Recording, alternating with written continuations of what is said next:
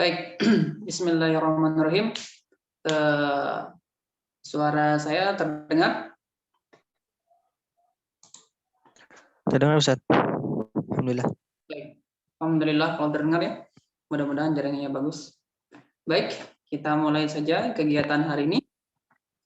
Bismillahirrahmanirrahim. Assalamualaikum warahmatullahi wabarakatuh. Waalaikumsalam warahmatullahi wabarakatuh. Alhamdulillahirabbil alamin wa bihi nasta'inu ala umuri dunya waddin wa ala alihi wa sahbihi ajma'in. Amma ba'du. Alhamdulillahirabbil alamin. Sebagai umat muslim, marilah kita panjatkan syukur kepada Allah Subhanahu wa taala yang memberikan kelimpahan rahmat dan hidayahnya serta kesehatan yang harus kita gunakan untuk melaksanakan kegiatan-kegiatan bermanfaat yang dapat menjadi pemberat timbangan kebaikan di akhirat nanti. Salah satunya adalah dengan mengikuti kajian virtual yang diselenggarakan oleh Khidmaters SLB, yang insya Allah akan dilaksanakan secara rutin setiap bulannya. Salawat serta salam ya Allah tercurah limpahkan kepada baginda besar Nabi Muhammad Sallallahu Alaihi Wasallam, kepada keluarganya, kepada sahabatnya, kepada tabi'atnya, sampai kepada kita semua yang senantiasa mengharapkan syafaatnya nanti di yaumil qiyamah. Amin ya rabbal alamin. Baik. Sebelum masuk ke dalam acara inti, izinkan saya untuk memperkenalkan diri. Saya Rizky Dimas Puji Raharjo, salah satu anggota dari teman-teman Khidmaters yang akan memandu kajian virtual ini dari awal hingga akhir. Baik. Sebelum kita memulai kegiatan hari ini, alangkah baiknya kita mengucap basmalah bersama-sama. Bismillahirrahmanirrahim. Baik, kajian virtual ini adalah kajian perdana ya yang diselenggarakan oleh Khidmaters sebagai bentuk follow up ya atau tindak lanjut dari kegiatan khotaman Al-Quran yang dilaksanakan setiap malam Senin setiap pekannya. Insya Allah kajian virtual ini akan dilaksanakan secara rutin setiap bulan dan acara ini terbuka untuk umum. Jadi siapapun, kapanpun dan dimanapun ya, baik yang ada di rumah atau dalam perjalanan atau dimanapun ya, boleh mengikuti kajian virtual ini. Dan kajian virtual ini diselenggarakan free ya, gratis. Jadi siapapun silakan undang saja. Ada keluarga, ada saudara, ada tetangga, silakan diundang untuk mengikuti kajian virtual ini. Baik, mungkin ada yang bertanya-tanya, ya, ada yang bertanya-tanya, yang menyelenggarakan kegiatan ini Khidmaters. Apa itu Khidmaters, ya? Dan siapakah itu Khidmaters? Dan di manakah Khidmaters itu? Baik, untuk mengenal, ya. Untuk lebih mengenal lebih jauh apa itu Khidmaters, saya mengundang ya, Ustadz Jamaluddin untuk mengenalkan Khidmaters. Ya. Assalamualaikum, Ustadz Jamal. Waalaikumsalam. Bukan Ustadz, Akang aja. Oh ya, baik. Akang Jamal, Masya Allah. Akang aja ya. Kang Jamal ini masih muda, Masya Allah, masih segar ya. Masih luar biasa. Alhamdulillah. Baik. Masya Allah, sehat? Alhamdulillah. Baik, alhamdulillah sehat ya. Mudah-mudahan kita semua diberikan kesehatan oleh Allah Subhanahu wa taala pada masa pandemi Covid-19 ini. Baik. Amin ya Allah. Baik, Kang Jamal, sebetulnya apa itu Khidmaters, Kang Jamal ya? Bisa diceritakan sedikit apa itu Khidmaters? Ya. Bismillah. Ustaz mohon izin dulu sedikit mungkin ya menjelaskan tentang Khidmaters itu sendiri atau penyelenggaranya itu sendiri. Jadi singkatnya Khidmaters itu diambil dari kata khidmat begitu ya. Khidmat kalau di bahasa kita mungkin istilahnya sukarelawan. Ya, sukarelawan. Nah, kemudian khidmatnya itu di mana? Awalnya sebetulnya di SLB begitu ya, SLB Pajajaran.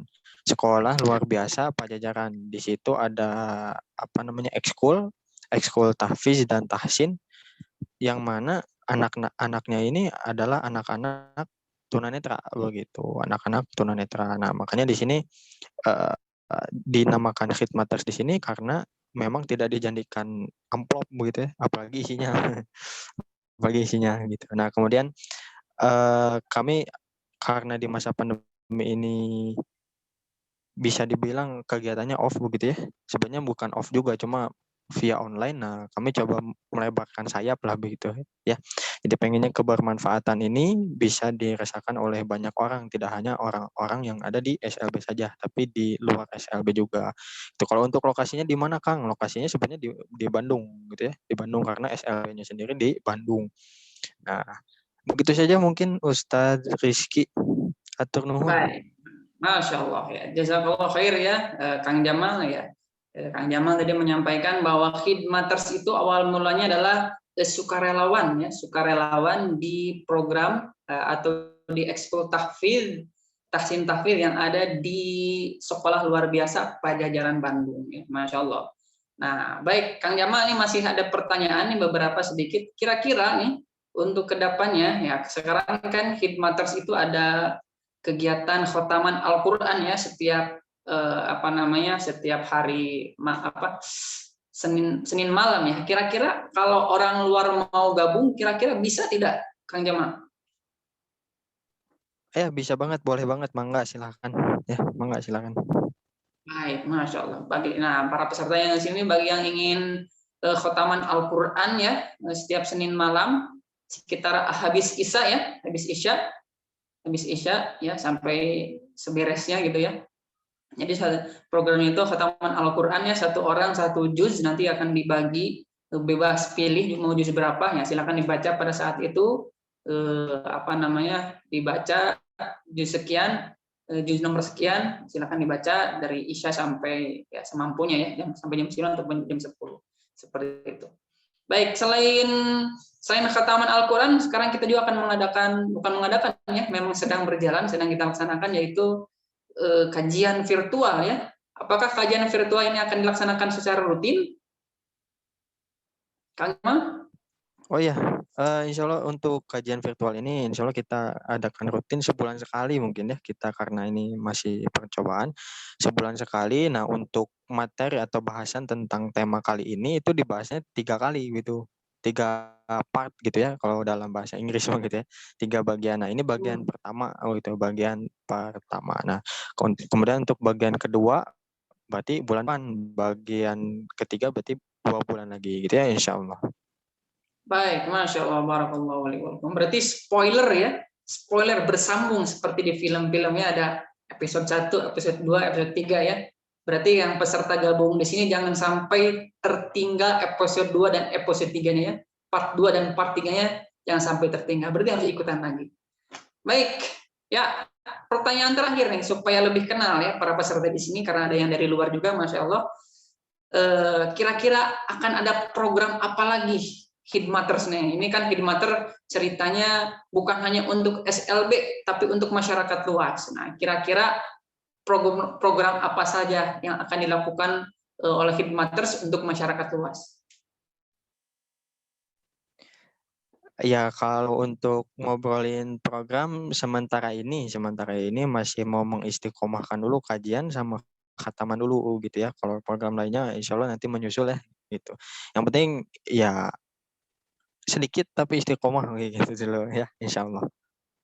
Nah, Masya Allah, barakallah ya. Baik, berarti untuk sementara ini ada khataman Al-Quran dan kajian. Dan yang ingin bergabung, silakan hubungi nomor admin yang tertera pada poster ya. Barangkali ada yang ingin mengikuti khataman Al-Quran. Seperti itu mungkin cukup, Kang Jamal, ada lagi yang mau ditambahkan? Cukup, alhamdulillah insya Allah. Baik, ya mungkin nanti kalau ada pertanyaan nanti di sesi tanya jawab ya insya Allah. Baik,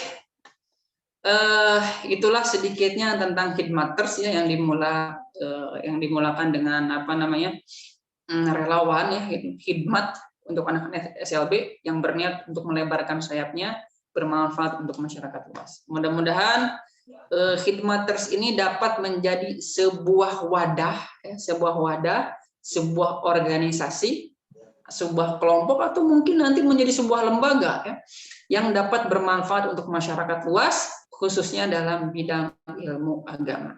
Amin ya rabbal alamin. Mohon bantuannya, mohon doanya agar semuanya bisa bermanfaat untuk masyarakat dan semuanya istiqomah. Amin ya rabbal alamin.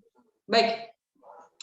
Alhamdulillah kita akan masuk ke dalam acara inti, yaitu ceramah ya, kajian yang akan disampaikan oleh Ustadz Awan Suryana ya, yang akan tentang membahas terkait Al-Qur'an. Apakah cukup dengan hafal saja? Sebelum saya masuk ke Ustadznya, ya saya ceritakan dulu tentang beliau, ya, CV beliau. Beliau berusia 24 tahun, ya, beliau sudah menikah dan memiliki anak ya, Masya Allah. Dan beliau sekarang berprofesi sebagai guru, di mana di sekolah beliau menjadi wakasek bidang keagamaan di SDIT Ashifa 2 Bandung. Selain itu juga beliau Biro Dakwah di Al Qura Indonesia. Selain itu pimpinan Rumah Tahfidz Nurjannah Yatim dan Duafa Ciwastra Bandung. Baik, saya panggil saja Ustaz. Assalamualaikum Ustaz.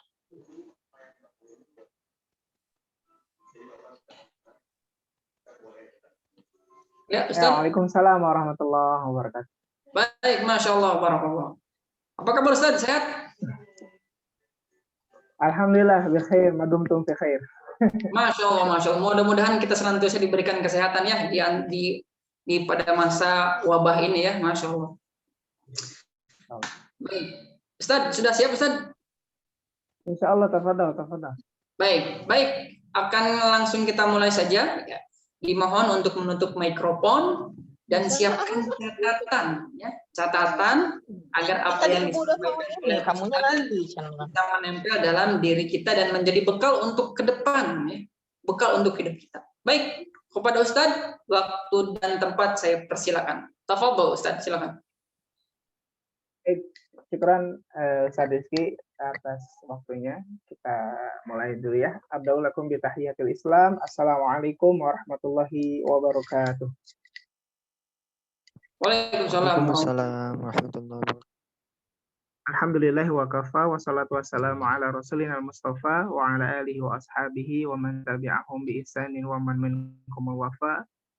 Asyhadu an la ilaha illallah ismuhul a'la wa asyhadu anna Muhammadan abduhu wa rasuluhu alladzi yursyiduna ilal huda amma ba'du.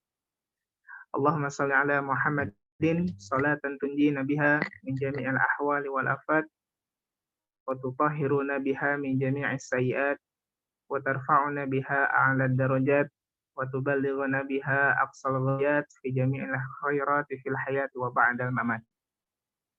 Ikhwati fillah, arhamani wa iyyakumullah, jamaah khidmaters, yang semoga tadi apa yang disampaikan Ustaz Rizky bisa menjadi wadah yang mulia, bisa menjadi titik tolak kebangkitan umat, karena sejatinya adalah apapun yang antum melakukan di aktivitas ini adalah sumber pencetus peradaban, insya Allah. Oleh karenanya patut disyukuri dan patut kita berbangga diri dalam artian positif ya, bangga dalam artian positif untuk senantiasa istiqomah, istimror, melanjutkan aktivitas dakwah ini. Karena begitulah apa yang disampaikan oleh Allah dan Rasulnya. Allah Subhanahu wa taala menyampaikan dalam surah Fussilat, "Wa man ahsanu qawlan mimman da'a ila Allah wa 'amila shalihan wa qala innani minal muslimin." Allah SWT menyampaikan dan membandingkan ketika kita mengetahui Cristiano Ronaldo. Ada yang tidak kenal beliau? Kita juga mengenal Raffi Ahmad barangkali, ya. Atau kita mengenal Presiden Jokowi atau siapa sajalah, gitu ya. Kita sebut orang-orang yang barangkali menurut manusia, ya, dia ini adalah orang yang hebat, orang yang luar biasa. Kita sebut dokter dokter Profesor Abdurrahman misalnya, ya, di dalam kedokteran misalnya. Kita sebutkan semuanya, semua profesi-profesi yang dianggap mulia di dunia. Tapi dalam surah Al-Fussilat ini Allah menyampaikan, "Wa man ahsanu qawlan mimman da'a ila Allah wa 'amila shalihan wa qala innani minal muslimin." Ini sangat indah dan sangat mulia sekali apa yang disampaikan Allah Subhanahu wa taala. Allah menantang, ya. Siapa yang paling baik kata Allah? Profesi apa yang paling baik, ya? Dibandingkan orang yang mengajak kepada Allah Subhanahu wa taala, mendakwahkan agama Islam, mendakwahkan Al-Qur'an, ya. Kemudian dia pun berusaha beramal saleh. Wa qala innani minal muslimin, dan dia percaya diri, pede dengan keagama Islamannya. Ya, yakin kepada apa yang sudah dia yakini dalam Islam, ya. Dan dia berbangga diri mengatakan innani minal muslimin. Sesungguhnya saya ini adalah salah seorang di antara orang-orang muslim yang berserah diri kepada Allah Subhanahu wa taala. Ikhwati fillah arhamani wa iyyakumullah. Sebelumnya kemarin panitia barangkali menghubungi kami berkenaan tentang hal yang akan disampaikan di pertemuan kali ini gitu ya. Dan tadi barangkali disampaikan oleh Ustadz Rizky bahwa pertemuan ini bersesi gitu ya. Ada sesi 1, sesi 2, dan barangkali sesi 3 yang barangkali perlu kita dasari dulu, berarti gitu ya. Kita perlu dasari dulu, kita perlu kasih pondasinya. Kalau misalnya ibarat rumah, kita harus kasih pondasi dulu agar apa yang kita lakukan ini tuh bisa kokoh, bisa kuat. Karena yang khawatirnya adalah ketika misalnya sebuah amalan dakwah itu bernilai luar biasa dan prosesnya juga sangat luar biasa, anggaplah persiapan-persiapan yang kita lakukan itu adalah seperti tiang-tiang di rumah. Misalnya Zoom yang kita gunakan ini seperti halnya atapnya gitu ya. Atau misalnya ustadz-ustadz yang kita undang adalah seperti gentengnya, ya, dan lain sebagainya. Namun kita lupa memulai dari awal pondasinya. Ketika pondasinya hilang, runtuh semua. Ya kan? Ustadz sebaik apapun tidak akan ada gunanya untuk kita. Ya kan? Kemudian Zoom, sinyalnya sudah sangat baik, aktivitasnya juga sudah sangat baik. Kalau tidak punya dasar sama sekali, maka akan runtuh. Oleh karena itu, kita awali dengan apa yang tadi disampaikan oleh Allah Subhanahu wa taala dalam surah Fussilat. Ya. Haruslah kita ini berbangga diri dalam artian positif. Bahwa kita ini ditakdirkan oleh Allah untuk menjadi salah satu pejuang-pejuangnya. Yang mana yang kita lakukan, aktivitas-aktivitas yang kita lakukan mendekatkan diri kita kepada surga yang lebih dekat kepada Allah Subhanahu wa taala. Itu harus kita yakini. Yang harus kita pegang, ya. Aktivitas kita apapun itu, ya, selelah apapun itu, semuanya bernilai di sisi Allah Subhanahu wa taala. Ya kan? Itu yang harus jadi patokan awal bahwa aktivitas kita, program kita, semuanya yang kita lakukan itu bernilai semuanya di hadapan Allah. Dan kita harus kita syukuri. Ya. Dari banyaknya jamaah, dari banyaknya manusia yang ada di dunia ini, atau dari banyaknya orang-orang di Kota Bandung, kita adalah salah satunya orang-orang yang berusaha memperjuangkan agama Islam. Salah satunya mendakwahkan Al-Qur'an. Ya.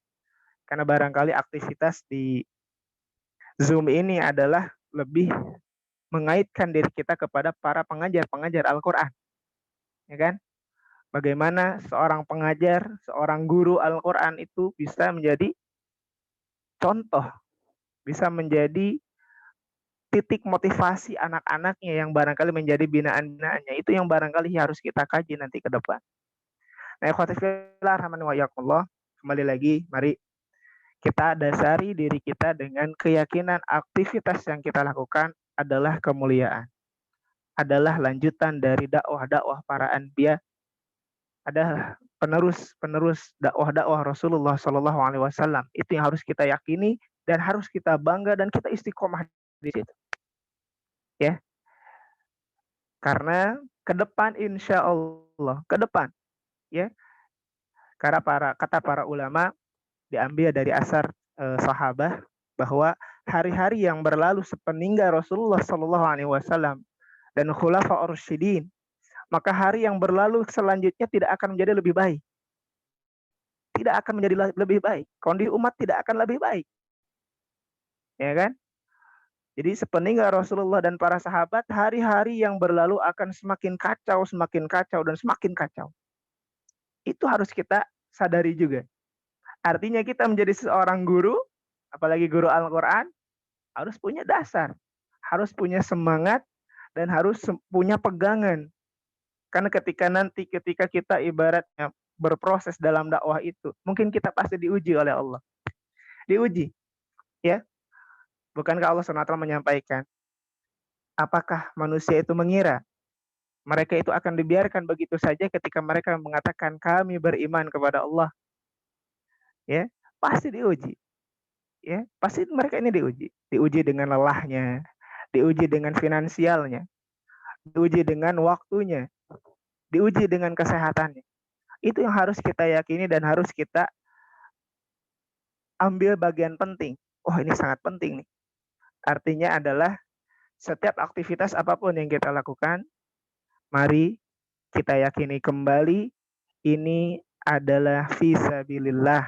Kita berada di jalan Allah SWT, yang barang siapa meninggal di jalan ini syahid insyaallah. Insyaallah ya.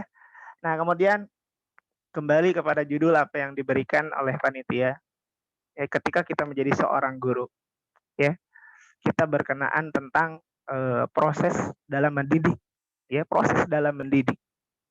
Yang namanya mendidik, ya, tidak mudah dan tidak gampang. Mudah dan gampang nggak ada bedanya sebenarnya. Artinya adalah ketika proses itu dilaksanakan, maka kita harus siap dengan kegagalan. Kita harus siap dengan mental kita. Apalagi Masya Allah, teman-teman yang hadir hari ini, barangkali sebagian besar adalah teman-teman yang berkecimpung langsung dengan anak-anak SLB. Ya, memberikan warna kepada mereka dan memberikan informasi Al-Quran dan hadis-hadis Rasulullah kepada barangkali kalau kita anggap nilai dunia, itu mereka ini memiliki kekurangan di mata manusia. Ya kan? Tapi Masya Allah, dari banyaknya barangkali sekolah-sekolah yang menolak mereka, yang barangkali memberikan syarat yang tidak sesuai dengan kesanggupan mereka, tapi teman-teman merangkul mereka, teman-teman mendidik mereka. Sedikit demi sedikit teman-teman juga mengajarkan Al-Quran. Maka sungguh mulia apa yang dilakukan oleh teman-teman ini. Kembali kepada judul yang tadi diberikan. Saya sering menyampaikan tentang ketika kita menjadi guru Al-Quran, maka kaidahnya adalah apa yang disampaikan oleh Rasulullah SAW. Khairukum man ta'allama al-Qur'ana wa 'allamahu. Ini yang harus kita kaji dulu. Ya, khairukum man ta'allama al-Qur'ana wa 'allamahu. Sebaik-baik kalian adalah orang yang mempelajari Al-Qur'an dan mengajarkannya. Nah, harus dicatat di sini. Ketika kita memahami hadis ini dengan secara biasa saja, maka itu hanya akan menjadi sebuah informasi biasa dan kita juga mengamalkannya biasa. Tapi kalau misalnya kita ini memaknai apa yang disampaikan oleh Rasulullah ini dengan pemaknaan yang berbeda, ya, pemaknaan yang luar biasa, maka hasil dari amalan yang akan kita lakukan pun akan jadi luar biasa. Salah satu contohnya apa yang tadi disampaikan, khairukum man ta'allama al-Qur'ana wa 'allamahu. Ini adalah sebuah kaidah yang Rasulullah SAW ingin tekankan kepada para dai, ingin tekankan kepada para ulama, bahwa ketika kita terjun kepada dunia pendidikan, mendidik manusia, ya, maka akan ada kesinambungan antara diri kita dengan orang yang akan kita didik. Kalau boleh kita sebutkan dalam dunia aktivis disebutnya ruh, ya kan? Ada ruhnya, ngajar itu ada ruhnya. Tidak semacam-macam datang mengajar, ya, kemudian pulang begitu saja. Hanya memberikan materi-materi yang barangkali sesuai jadwal saja. Tidak begitu dalam mendidik manusia. Artinya apa? Ada ruh yang harus kita transfer juga kepada mereka. Nah, oleh karena itu, akan sangat jelas perbedaan ketika ada seorang guru, dia ketika mengajar juga merawat aktivitas amalan yaumiyahnya. Dia merawat kesiapan-kesiapan mental dan ruhnya. sebelum datang menemui anak-anaknya, anak didiknya, dengan guru yang biasa saja ketika datang, biasa, tidak ada penyemangat untuk misalnya ditambah dulu tilawah dulu, sholat tahajud dulu sebelumnya, atau mungkin sholat duha dulu, ya. Hanya datang saja mengajar, maka akan berbeda hasilnya. Saya yakin akan berbeda hasilnya. Kenapa? Karena ada ruh yang ditransfer ketika itu. Karena keberkahan dari seorang murid, ya, dari gurunya adalah ketika gurunya itu rutin melakukan aktivitas amalan ruhiyahnya, amalan yaumiyahnya, dan itu tertular kepada anaknya. Salah satu contohnya misal, ketika seorang guru itu dia ini rajin tahajud, rajin qiyamul lail, ya, kemudian muridnya barangkali suntangan, ya, kemudian mengucapkan salam kepada gurunya, bertatap, saling tatap atau saling berpisah ketika melakukan proses thalabul ilmi, ya, maka di situ bisa jadi, ya, kebiasaan kita ini tertular kepada murid-murid kita, walaupun kita tidak menyuruhnya. Nah, itu disebut keberkah ilmu, ya kan? Atau misalnya ada anak yang awalnya tuh susah untuk belajar mengaji, susah untuk hafalan Al-Quran, tapi karena kitanya pun rutin menghafal Quran, yang sudah hafal Quran 30 juz diulang-ulang hafalannya, maka tiba-tiba si anak yang tadinya sulit itu bisa jadi mudah. Yang tadinya sulit menghafal Quran, murojaah Quran, wah rumit aja ini anak. Tapi karena ruh yang dibawa oleh gurunya atau ustadznya adalah kebiasaan dari dirinya sendiri, maka itu akan tertular dengan sendirinya. Catatannya berarti adalah ketika kita mulai mendidik seorang manusia, maka yang harus kita introspeksi, kita pun terdidik apa tidak.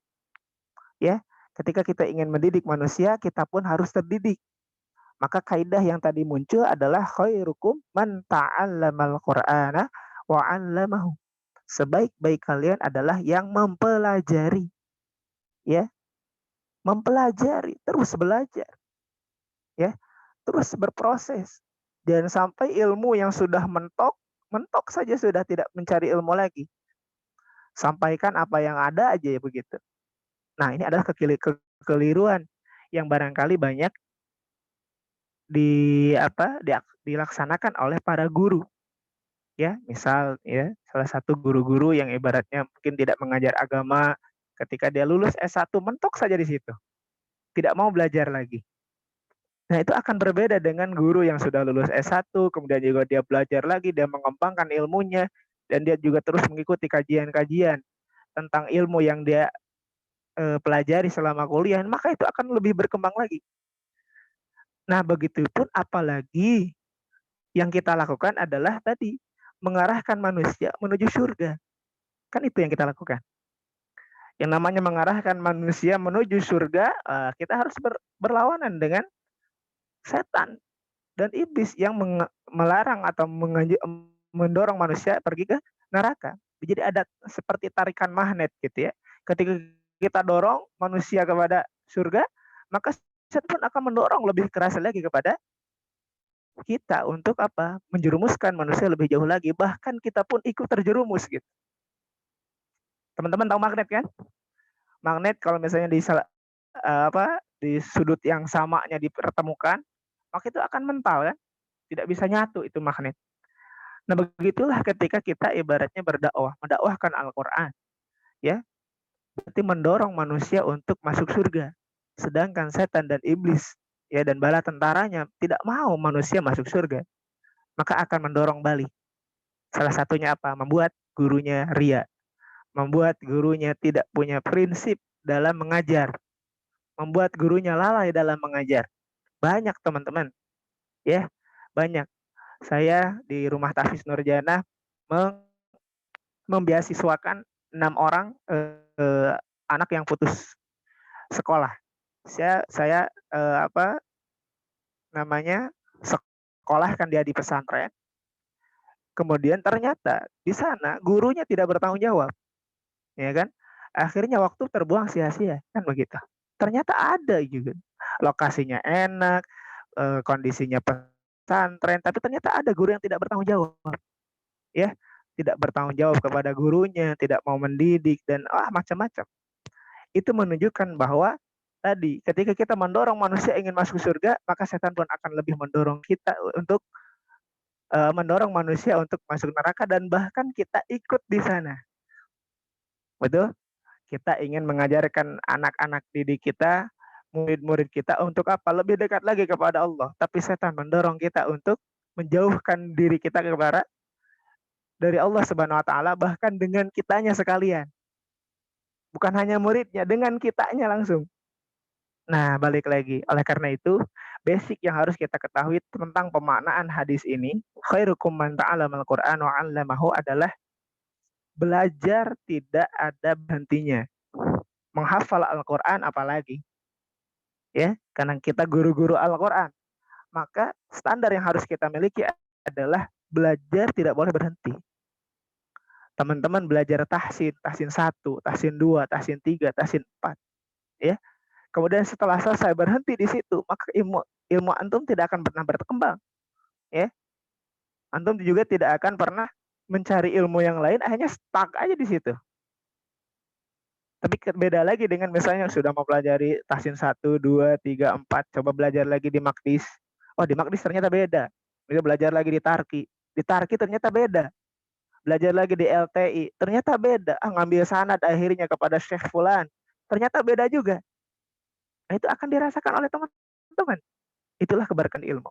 Sebelum teman-teman mengajar, maka standar yang harus teman-teman lakukan adalah jangan berhenti belajar. Maka kembali lagi kepada judul yang tadi dibawakan oleh panitia, cukupkah hanya dengan hafal saja atau pernah hafal saja? Wah, ini masalah umum ini.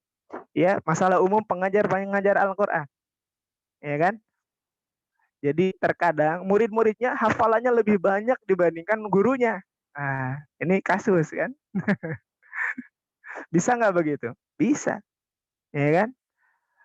Adapun itu baik apa buruk? Baik. Negatif, positif memang. Akan tetapi kita memaknai apa yang disampaikan oleh Allah SWT di surah Luqman kalau nggak salah gitu ya. Di sana ada sebuah percakapan ya, yang mana nanti di hari kiamat ya kan, semua manusia berserta anak-anaknya itu akan disusulkan gitu. Akan disusulkan bersama ayahnya. Namun di sana ketika kita kaji lagi tafsirnya, ternyata kondisinya tidak seperti yang kita pahami. Anak kita ini menjadi lebih pintar, lebih cerdas, lebih banyak amal solehnya dibandingkan ayah ibunya. Ternyata terbalik yang kita pahami. Ternyata di ayat Al-Quran tersebut, si anak ini saking mulianya ayah dan ibunya atau gurunya, tidak bisa mengunggulinya. Amal solehnya sampai tidak terkejar gitu. Nah, kita akan kebalik ya. Nggak apa-apa, saya mah cuma bisa ini, bisa itu. Yang penting anak didik saya bisa ini, bisa itu, bisa itu. Wah, Masya Allah. Ya, itu positif. Tapi kalau misalnya kita mengikuti Al-Quran, maka kita pun harus jadi renungan. Wah, kalau saya ilmunya segini-segini saja, murid-murid saya terus berkembang, berarti saya tidak ada perkembangan. Ya kan? Oleh karena itu, teman-teman rahmat Allah, ketika kita terjun mengajar Al-Quran, satu, catat. Tidak boleh berhenti belajar. Tidak boleh berhenti menghafal Al-Quran. Tidak boleh berhenti murojaah hafalan Al-Quran. Itu harus kita catat dan harus kita jadikan prinsip. Ya. Siapapun teman-teman yang hadir hari ini yang pernah menghafalkan 30 juz bahkan. Ya, bukan berarti 30 juz itu selesai begitu saja. Ya kan? Kemudian teman-teman tidak mau melakukan proses-proses yang selanjutnya. Yaitu apa? Murojaah. Karena para ulama menyampaikan min ahammiyati hifdzil Quran al-murojaah. Yang paling terpenting dalam menghafal Al-Quran adalah murojaahnya, bukan menghafalnya. Karena menghafalnya mudah. Murojaahnya yang susah. Ya. Karena Allah SWT menjanjikan ketika pelaksanaan proses menghafal Al-Quran, walaqad yassarnal Qur'ana lidzikri fahal mim muddakir.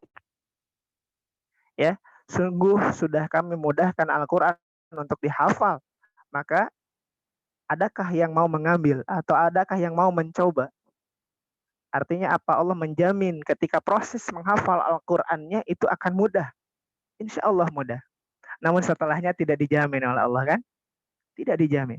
Kenapa? Karena kembali kepada pribadi seorang orangnya dari kita, ya. Apakah mau mengulang, apakah mau murojaah, begitu teman-teman rahmat Allah. Oleh karenanya itu catatan pertama yang harus kita catat bahwa khairukum man ta'allamal Qur'an wa 'allamahu itu mengajarkan kepada kita agar kita tidak boleh berhenti belajar loh. Kita tidak boleh berhenti untuk talaki kepada guru yang lain, ya. Kita punya guru A, selesai, guru B, selesai, guru C. Begitulah yang diajarkan oleh para ulama yang lalu. Yang pada akhirnya gini, kita tidak menjustifikasi perbedaan yang kita hadapi ketika di lapangan, ketika dakwah atau ketika proses mengajar Al-Qur'an. Ya kan? Teman-teman biasanya belajar menggunakan makomat nada misalnya. Oh, saya belajarnya menggunakan baiti. Saya mengajarnya menggunakan nahawan. Oh, itu dipelajari 7 makomat. Kemudian teman-teman mau ngambil ijazah atau mengambil syahadah. Ketika dicek bacaannya salah semua. Kenapa? Karena kata syekhnya nggak boleh pakai nada. Nah kan? Repot juga. Ketika misalnya belajar lagi dengan si fulan, oh, ternyata beda lagi. Kata si fulan harus pakai nada. Begini, begini, begini. Oh, ini cara nahan gunahnya begini. Dengan guru yang lain ternyata cara nahan gunahnya sekian. Itu kan beda. Artinya apa? Ilmunya luas. Ya kan? Ketika kita membaca wadduha wal laili idza saja, ya, kemudian kita bertemu dengan seseorang yang membacanya wadduha wal laili idza saja, wah, ramai jadinya. Ya kan? Kenapa? Karena ketidaktahuan kita tentang perbedaan yang ada di Al-Qur'an. Teman-teman Allah, kalau misalnya Al-Qur'an itu kita pelajari, teman-teman baca kitab Manan Al-Qattan. Ya, Manan Al-Qattan kurang lebih tebalnya segini lah ya si bukunya. Itu dari pertama Al-Qur'an itu diturunkan, dipelajari sampai disimpulkan oleh penulisnya, itu bacanya saja rada panjang gitu. Ya, sangat panjang sekali gitu. Artinya apa? Ilmu Al-Qur'an itu luas loh, tidak hanya sebatas tahsin 1, tahsin 2, tahsin 3, tahsin 3 selesai. Tahsin 4 selesai. Hafalan Quran juz 1, juz 2, juz 3 sampai juz 30 selesai. Tidak sebatas itu ternyata. Artinya apa? Kembali lagi, belajar. Tidak boleh ditinggalkan. Belajar lagi. Belajar lagi. Belajar lagi. Nah, baru langkah yang selanjutnya adalah wa'allamahu, dan mengajarkannya. Baru kita bahas yang kedua. Insyaallah paham ya. Untuk poin yang pertama adalah, yuk, jangan sampai tinggalkan belajar. Itu catat penting. Ya, selalu belajar. Nah, teman-teman rahmat Allah, kemudian yang kedua adalah wa'allamahu. Ini lebih kompleks lagi. Ya. Yang tadi sudah belajar, kita juga butuh semangat, butuh motivasi diri sendiri. Kemudian sekarang kita mengajar. Yang namanya mengajar adalah proses transfer motivasi. Ketika teman-teman punya motivasi menghafal Al-Qur'an, kemudian teman-teman mengajak murid-murid teman-teman itu menghafal Al-Qur'an, maka akan ada ruhnya, nyambung. Teman-teman mencoba menghafal Quran, murid teman-teman menghafal Quran. Akan nyambung. Tapi beda lagi dengan begini. Ketika teman-teman bermalas-malas dengan Al-Quran. Ketika teman-teman bermalas-malas menghafal Al-Quran. Kemudian teman-teman maksa maksa muridnya untuk menghafal Quran. Tuh hafal-hafal dicarekan sama teman-teman deh. Ya kan? Gak setoran. Wah, demi. Nah, padahal yang harus kita introspeksi adalah diri kita dulu. Kita ngafalin nggak? Jangan dulu marah sama muridnya. Muridnya nambah hafalannya. Muridnya nggak maju-maju. Teman-teman maju nggak hafalannya? Ya kan? Itu harus kita introspeksi. Karena apa? Karena ada kesinambungan. Ya, ternyata tidak hanya sebatas teman-teman nyuruh menghafal Quran, kemudian teman-teman bacaannya, dan berlalulah begitu saja. Tidak sebatas itu ternyata. Nah, jadi teman-teman mata Allah, ketika proses yang kedua mengajarkan Al-Quran, maka kita harus mengetahui adab. Adab itu bukan dari anak atau dari peserta didik ke guru aja ya, jangan sampai salah. Adab itu bukan hanya sebatas dari murid ke guru, tapi guru ke murid juga ada adabnya loh. Ini harus kita penuhi adab-adab ini, ya. Kalau misalnya teman-teman ingin melihat bagaimana sih adab seorang guru, barangkali bisa referensinya adalah kitab Imam Al-Ghazali, ya. Beliau menyampaikan tentang adab seorang alim atau seorang guru itu seperti apa. Salah satunya tadi, luzumul ilmi, ya. Terus menerus tidak berhenti menuntut ilmu. Ini kita sudah mulai proses yang kedua ya, mengajar ya. Sudah mengajar nih. Tadi kan maaf mempelajari tuh. Sekarang kita udah mulai belajar. Nah, ketika proses mengajar itu ini juga jangan sampai ditinggalkan. Luzum, terus menerus tidak berhenti untuk apa? Mencari ilmu. Ya.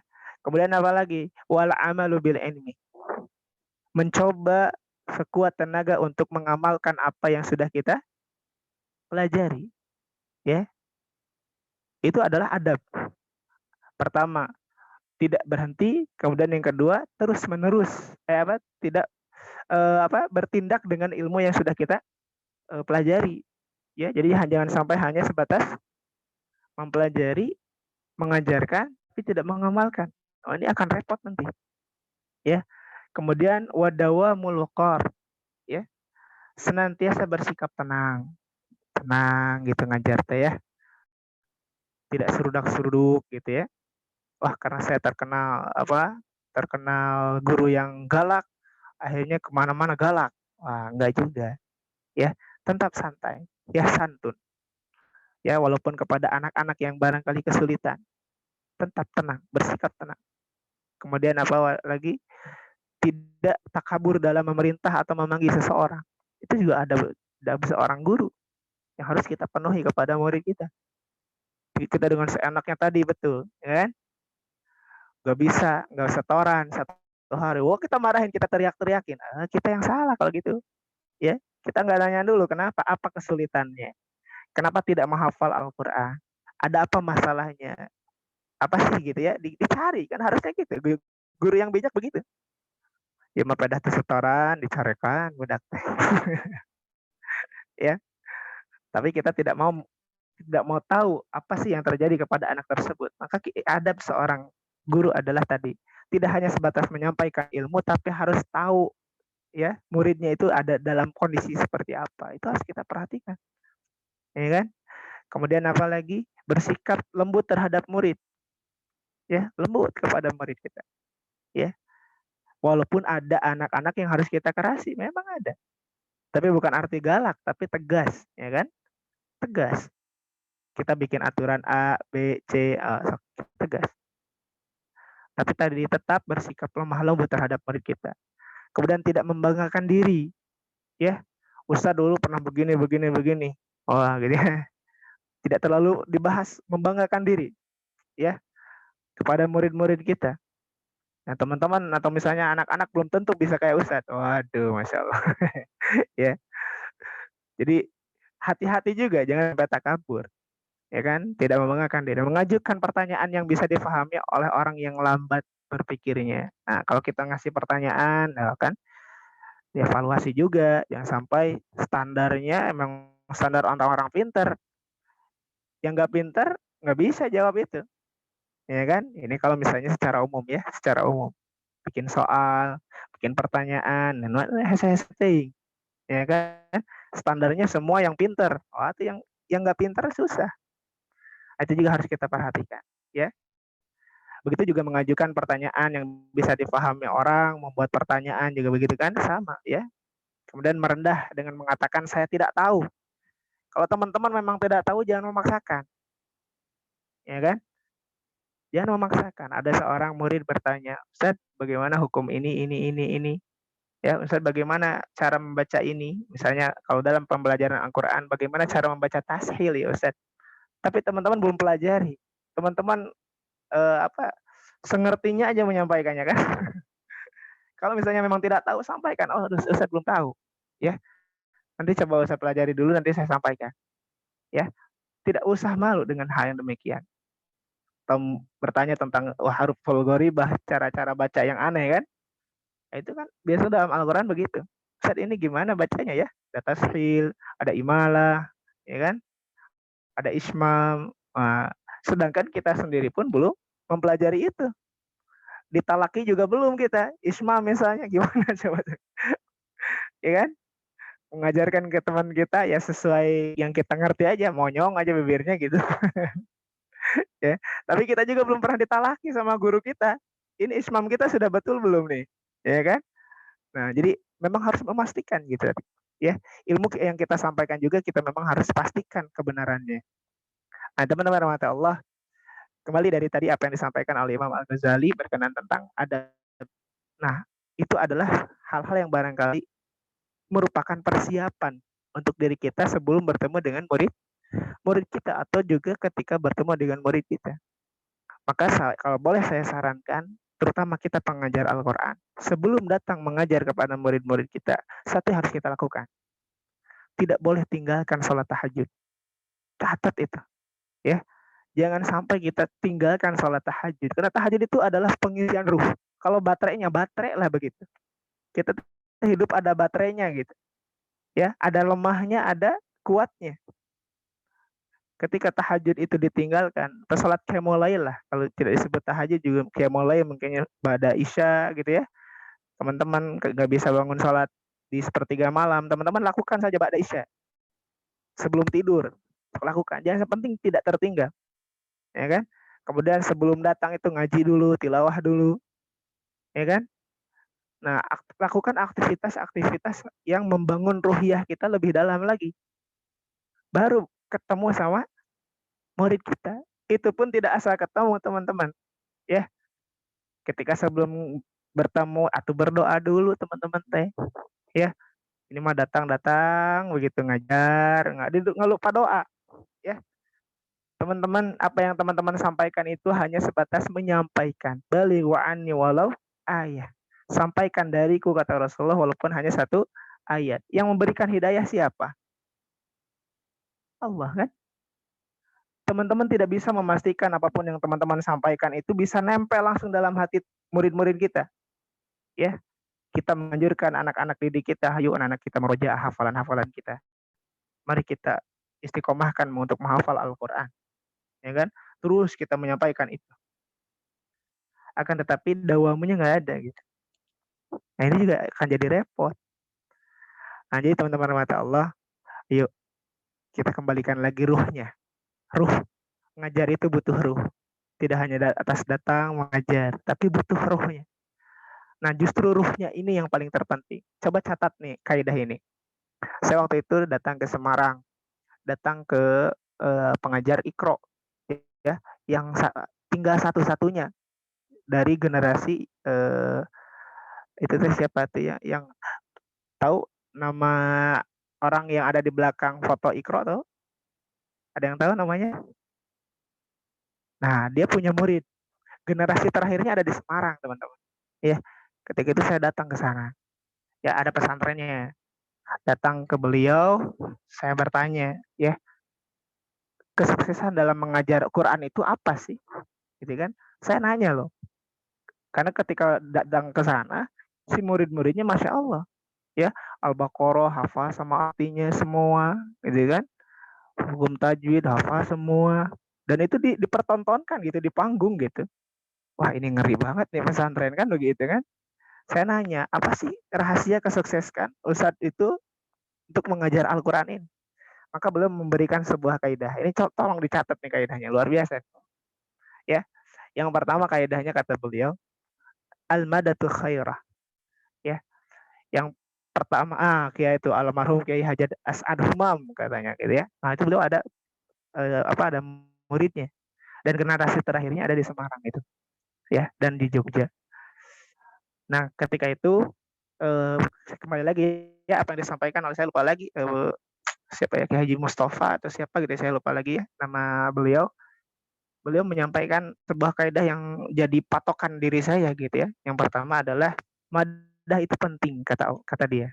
Persiapan materi itu penting. Jadi memang harus disiapkan materinya. Mempersiapkannya apa? Bukan hanya sebatas kopas dari Google kemudian kita pelajari, bukan itu. Tapi apa? Kita harus pastikan ilmu yang kita sampaikan ini benar. Gitu loh. Mau ngajarin gunahnya itu harus benar-benar pasti. Itu kumaha atau cara baca gunah. Kita harus pastikan dulu. Ya, harus pastikan apa yang kita sampaikan adalah benar. Nah, itu yang pertama.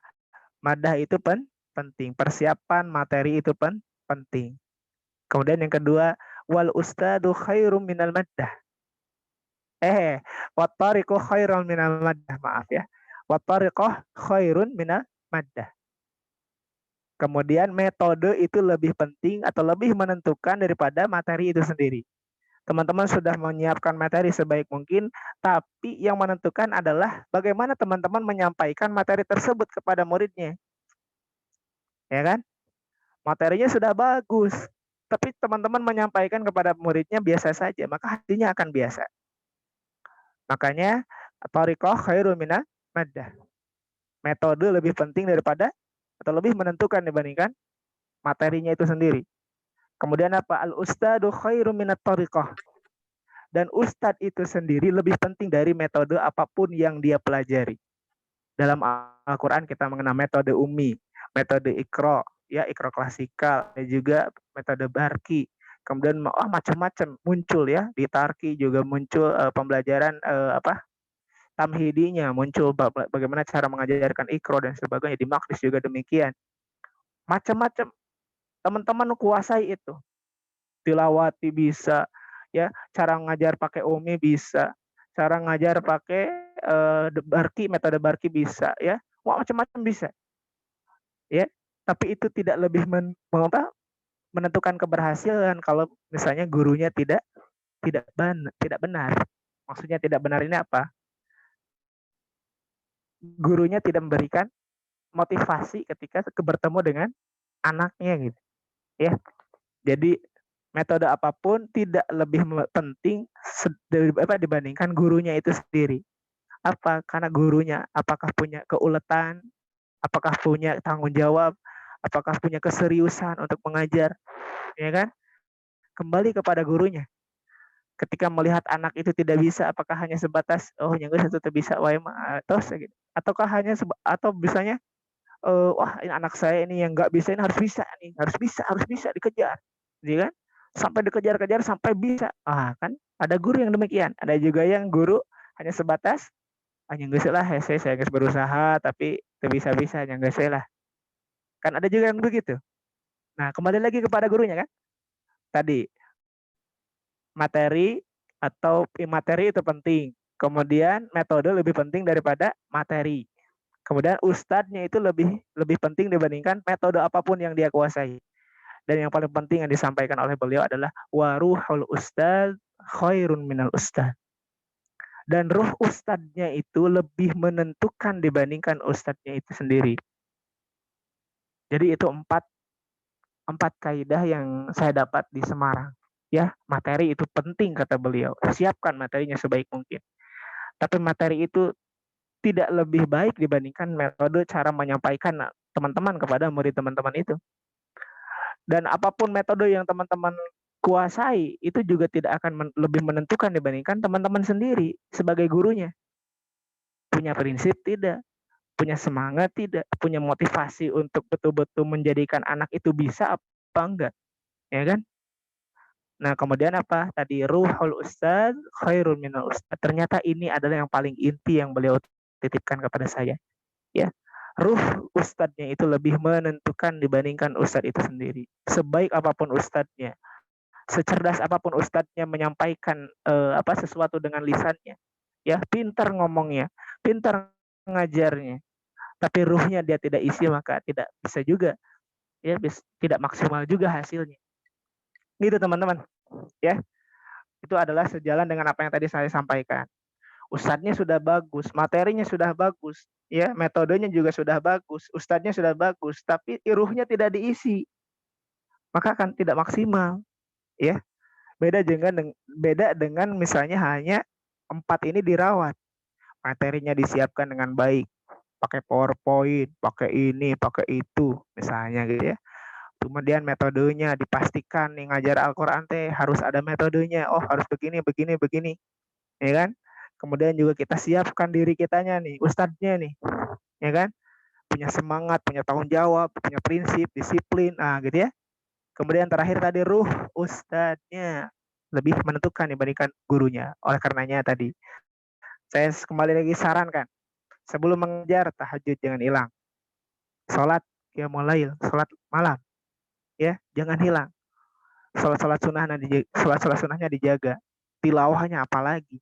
Teman-teman jangan sekali-sekali mengajar sebelum tilawah, haruhnya hilang. Ya, teman-teman harus tilawah dulu. Ya, ajar tilawah dulu ya, barangkali beberapa halaman atau satu halaman, silahkan. Yang penting sebelum ngajar ngaji dulu ya. Jangan sampai teman-teman datang ke kelas, kalau masuk itu juga ya, atau enggak ada bertemu dengan murid teman-teman hanya sebatas membawa ilmu saja, tidak membawa ruhnya. Nah, itu akan tidak maksimal insya Allah ya. Wallahu alam bisawab ya. Itu yang barangkali yang saya yakini, yang saya pahami berkenaan tentang proses belajar dan mengajarkan Al-Quran. Jadi ternyata dari satu hadis ini pun kalau kita maknai dengan secara beda, kedengaran anak saya nangis ya, mohon maaf ya. Jadi intinya teman-teman rahmati Allah, ayo ya kita perbaharui lagi, dimulai dengan diri kita. Ruhnya perbaiki, prinsip kitanya perbaiki, metodenya kita pelajari, materinya kita pastikan. Ya, artinya apa? Menjadi guru itu ternyata tidak mudah ya. Harus punya 4 ini. Kalau misalnya tidak dapat 4 ini, yuk belajar. Pelajari lagi, pelajari lagi, pelajari lagi. Khairukum man ta'allama al-Qur'ana wa 'allamahu. Terakhir, teman-teman rahmat Allah SWT menyampaikan dalam surah Yusuf, Qul hadhihi sabili ad'u ilallah ala basiratin ana wa man taba'ani wa subhanallah wa ma ana minal musyrikin. Allah SWT menyampaikan dalam surah Yusuf ayat 108, katakanlah ini jalan agamaku, ini jalanku. Aku dan orang yang mengikuti mengajak kamu kepada Allah dengan hujjah, dengan materi yang pasti. Ya kan? Dengan hujjah, dengan bukti, dengan hadis, dengan dalil. Ya kan? Yang nyata, yang jelas. Ya, Maha Suci Allah dan aku tiada termasuk orang yang musyrik. Saya bukan orang-orang musyrik. Artinya apa? Di sini Allah mengajarkan kepada kita, ketika kita mengajak manusia kepada Allah SWT, ala basiratin, harus ala basiratin. Ya, dengan ajakan yang jelas. Ya, kalau kita ngajar Quran harus dengan metode yang jelas, harus dengan penyampaian yang jelas. Ya, mau kemana kita mengarahkan anak-anak menghafal Quran itu untuk apa? Itu kita harus sampaikan dulu. Jangan sampai ngajak ngafalin Quran teh buat apa? Saya nggak tahu. Saya juga ngafalin, yang penting malah gitu. Harus jelas kemana ngafalin Quran itu, mau ngapain gitu, ya kan? Maka salah satu yang kita barangkali sering sampaikan oleh pengajar-pengajar Quran, untuk apa? Agar derajat kita ini lebih mulia lagi di hadapan Allah SWT. Ya kan? Ajak murid kita untuk berhayal. Walaupun ini bukan hayalan, ya kan? Tapi ajaklah berhayal, ngalamun, ya. Ngalamun, ajak murid kita ini untuk ngalamun. Ya, ngalamun apa? Bagaimana kalau nanti di hadapan Allah, ya ketika surga itu dibuka, tiba-tiba malaikat menyampaikan iqra warattil wartaqi, ya, atau sebelumnya waratil kama turatilu fid dunya wartaqi fa inna manzilataka fi awakhiri ayatin taqra'uha. Kan begitu yang disampaikan oleh Rasulullah. Yuk ajak anak kita berpikir itu. Anak-anak, nanti ketika kita dihadapkan bersama Rasulullah membuka pintu surganya, tiba-tiba malaikat berdiri di dinding-dinding surga. Kemudian mereka menyampaikan, aina ahlul Quran? Mana para ahli Al-Quran? Dipisahkan para ahli Quran itu. Kemudian dibacakan, iqra warattil kama turatilu dunya. Dan ayo baca dan tartilkan, bacaannya baguskan. Ya, sebagaimana engkau membaguskan bacaanmu di dunia. Wartaqi, dan naiklah kamu. Ya. Fa inna manzilataka, karena sesungguhnya tempatmu nanti di surga, fi awakhiri ayatin taqra'uha, di ayat yang terakhir yang kamu baca. Artinya apa? Semakin banyak hafalan yang kita miliki dan kita juga berproses untuk mengamalkannya, maka insya Allah derajat kita akan semakin mulia di hadapan Allah SWT di surganya. Itu ya harus kita sampaikan, ya. Atau kita sampaikan juga tentang surah Al-Waqiah, ya. Wa kuntum azwajan salatah, ya. Kelak kalian itu akan dibagi 3, teman-teman. Ya, kita sampaikan ke murid-murid kita gitu. Kita akan dibagi 3, ada 3 golongan. Ashabul yamin, ma ashabul yamin. Ada kelompok yang di kanan. Wa ashabus shimal wa ashabus shimal. Ada yang kelompok di kiri, ya. Ada juga wasabiqun as-sabiqun. Ada juga yang lebih mulia dibandingkan ashabul yamin, ada. Ya, disebut as-sabiqun as-sabiqun. Ya, kalau di sahabat Nabi sabiqun al-awwalun, ini kan lebih beda lagi surganya. Kita sampaikan nikmat-nikmatnya teman-teman, ya, agar jadi motivasi. Ya, ulaikal muqarrabun, ya. Teman-teman, golongan yang pertama ini yang paling mulia nih, yang lebih baik bahkan dari golongan kanan. Mereka lah yang didekatkan kepada Allah Subhanahu wa taala. Fi jannatin na'im, ya, dalam surga yang penuh kenikmatan. Sullatun minal awwalin wa qalilum minal akhirin, ya. Banyak yang masuk surga yang beda ini atau nikmat yang berbeda ini, ya, banyak dari golongan-golongan pertama yang dekat bersama Rasulullah SAW, bersama nabi-nabi terdahulu. Adapun orang-orang kayak kita di akhir zaman, aduh sedikit, ya. Artinya apa? Ayo tuh dari yang sedikit ini semoga kita lah yang sedikit itu, kan gitu. Sampaikan kepada anak-anak kita, ya kan? Sampaikan tuh di surah Al-Waqiah, ya, dari 3 golongan itu kita sampaikan. Agar apa? Agar jelas teman-teman, ya, agar jelas si murid kita ini mau kemana gitu, ngafalin Al-Quran itu mau kemana. Karena barangkali kita nyuruh anak-anak kita ngafal, anak-anak teh nggak tahu. Saya teh ngapain ngafalin Quran banyak-banyak, ya, apalagi kalau dia sudah terlanjur baca hadis yang ini, ya. Misalnya hadis yang tidak memurojaah nih si orang itu kan, atau misalnya asyadun nasi adaban wa alimun la yantafi'u bi ilmih, gitu. Aja dia akan jadi takut ngafalin Quran, ya kan? Karena dia baca hadisnya sendiri misalnya.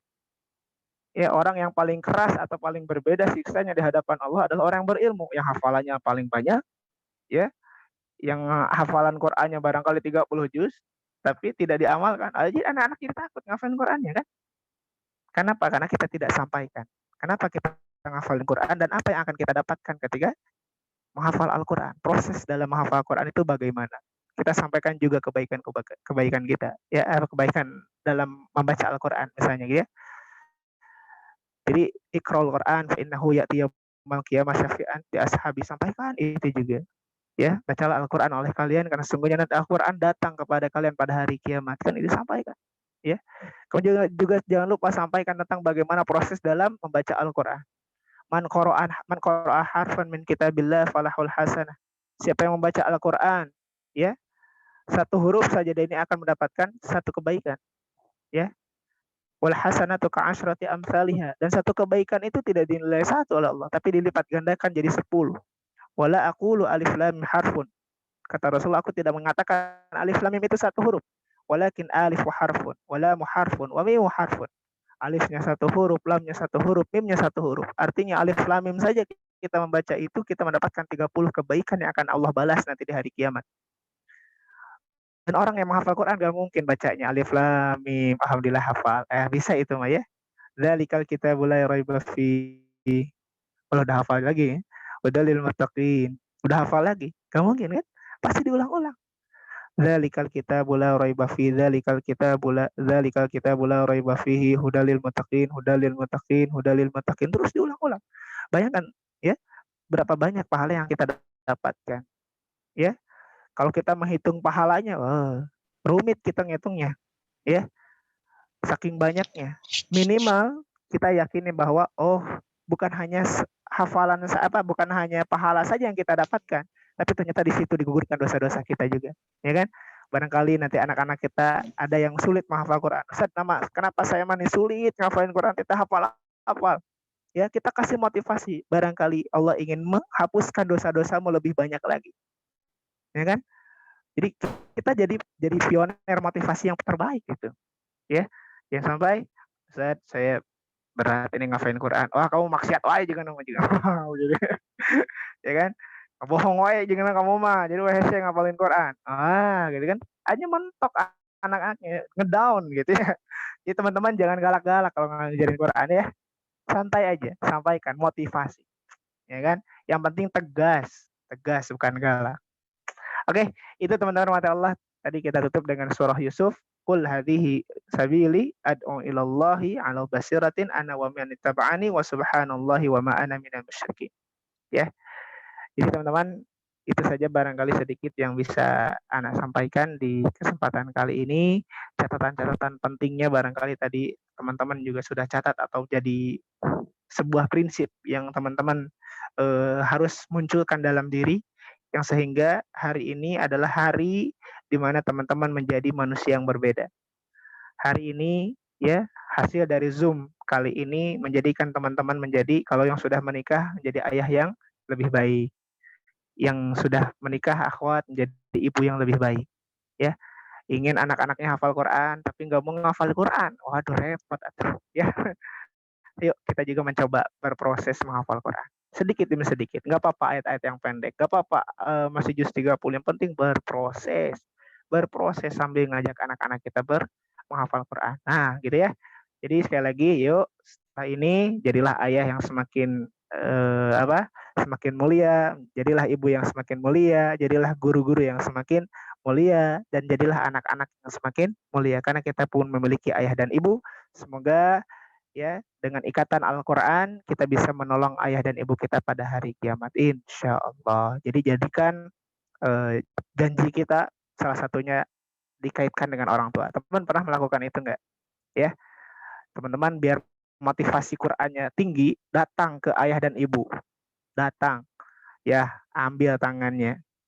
Ya, saya mulai hari ini bertekad, berniat untuk menghafal Quran seluruhnya. Tolong doakan. Cium tangannya, kemudian bilang sama ayah kita, demi Allah saya akan berusaha sedemikian rupa agar nanti pada hari kiamat saya bisa memberikan syafaat kepada ayah. Begitu juga kita sampaikan kepada ibu demikian. Ya, demi Allah saya akan bersungguh-sungguh menghafal Al-Quran dan semoga nanti pada hari kiamat saya bisa memberikan syafaat kepada ibu, ya, kepada mama misalnya, atau siapalah, kepada umi. Ya, coba deh itu lakukan dan kita ajarkan kepada murid-murid kita, insya Allah ya. Itu saja barangkali Ustadz Rizky, ya, Ustadz Jamaluddin Abdul Aziz yang bisa saya sampaikan, dan teman-teman khidmaters, ya, semoga Allah muliakan antum semua dan istiqomahkan antum semua sampai pada akhirnya kita diwafatkan dalam kondisi husnul khatimah dan kita juga dikumpulkan kembali bersama Rasulullah Sallallahu Alaihi Wasallam. Sallu ala Nabi. Ya, itu saja barangkali. Syukron ala husni ihtimamikum. Ashkurukum. Assalamualaikum warahmatullahi wabarakatuh. Waalaikumsalam warahmatullahi wabarakatuh. Masya Allah, jazakallah khair Ustaz atas materi yang telah disampaikan. Mudah-mudahan ilmu yang disampaikan bisa membekas kepada para peserta yang bergabung di Zoom meeting malam ini. Baik, kita akan masuk ke sesi selanjutnya. Sesi selanjutnya adalah sesi tanya jawab. Silakan apabila ada yang ingin ditanyakan, ya, raise hand, atau apabila ada uzur, ya, suatu uzur, silakan pertanyaannya boleh ditulis saja di kolom chat, ya, silakan apabila ada yang ingin tanyakan.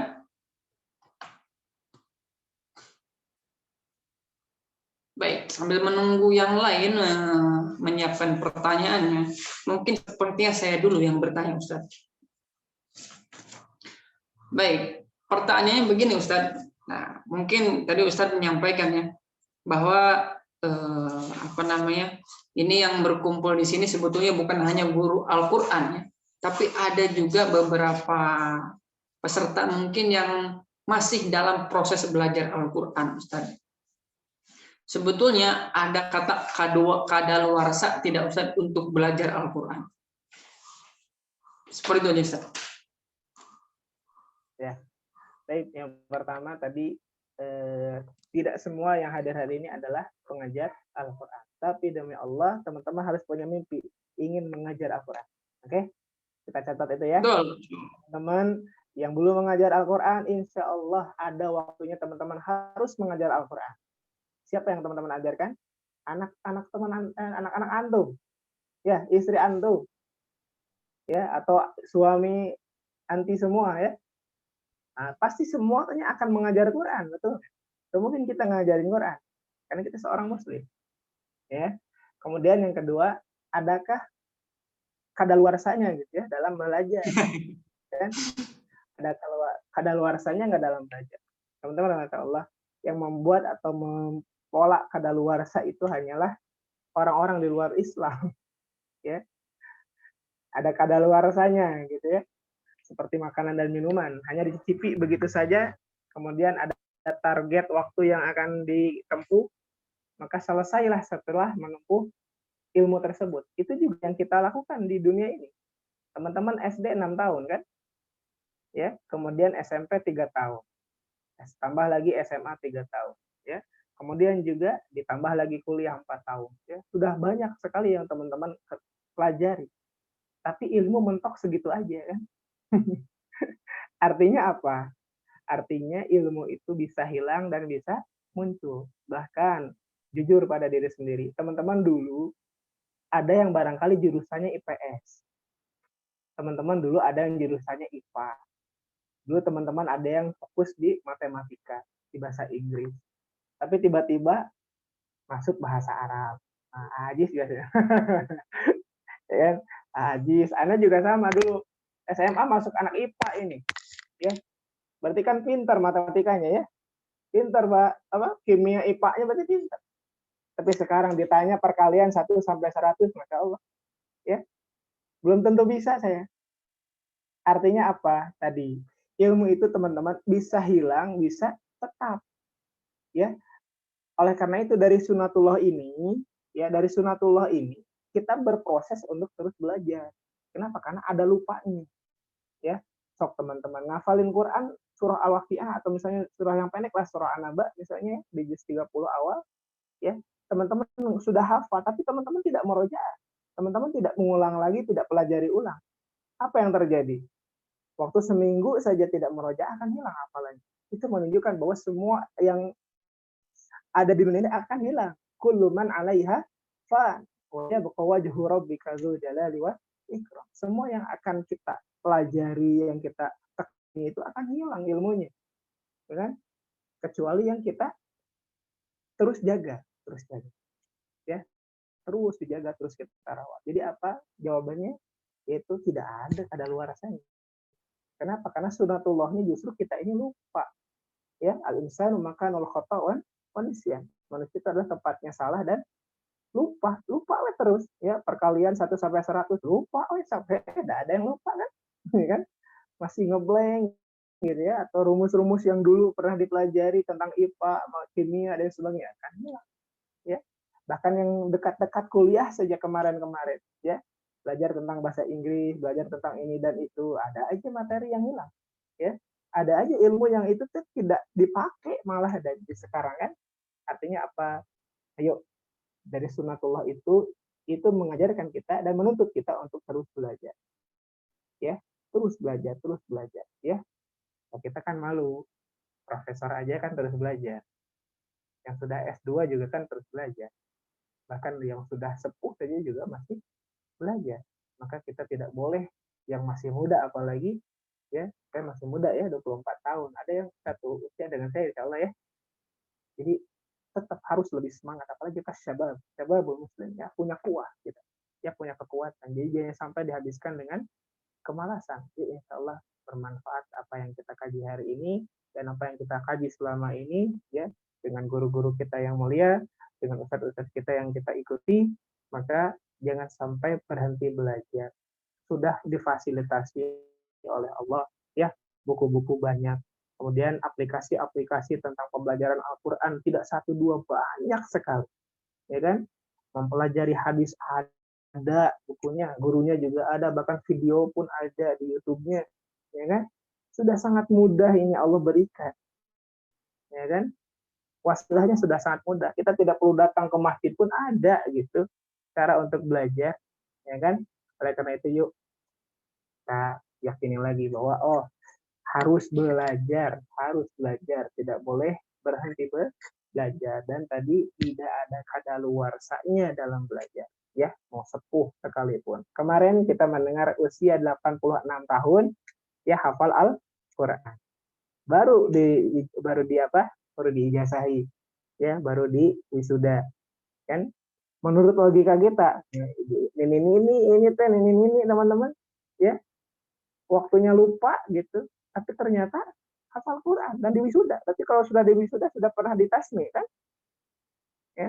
Kalau misalnya pernah di tahfidz pasti kan sudah mengalami proses 1 sampai 5 juz dulu sekali duduk, nanti proses 1 sampai 10 juz dulu sekali duduk, ya, nanti 1 sampai 20 juz lagi sekali duduk, atau nanti pada proses akhirnya 1 sampai 30 juz dalam waktu 1 hari, ya kan?